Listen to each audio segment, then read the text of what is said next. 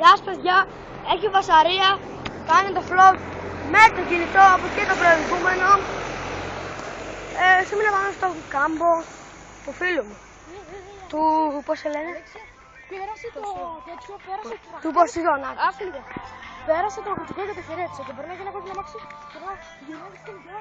Μου λέει γεια σου παιδιά, φωνάζει. Μαλάκα. Έκανε. Θα βάλω link κάτω στο description για τον φίλο μου τον Ποσειδών.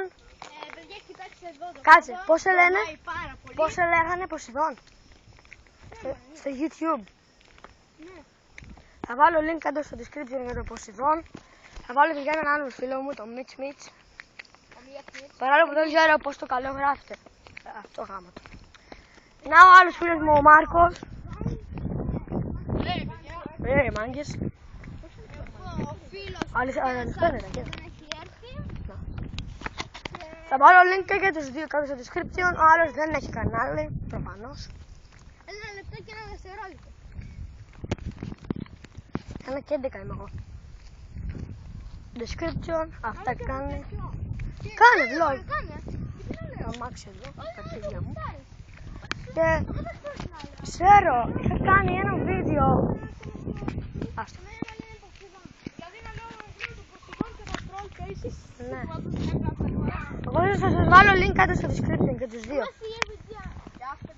Και τους τρεις θα σας βάλω κάτω στο description. Θα σας βάλω και τους τρεις κάτω στο description εγώ. Ξένα και το Στέλιο και το Γιάννη. Τώρα είμαστε κάπου... Είμαστε η RPG. Τραγουδώ μαλάκα.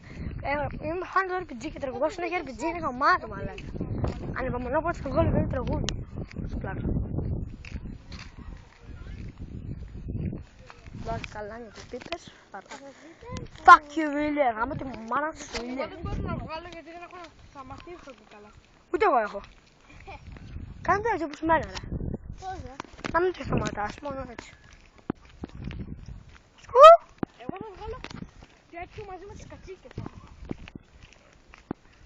Μόλις κατσίκες μάλλον να βγάλω.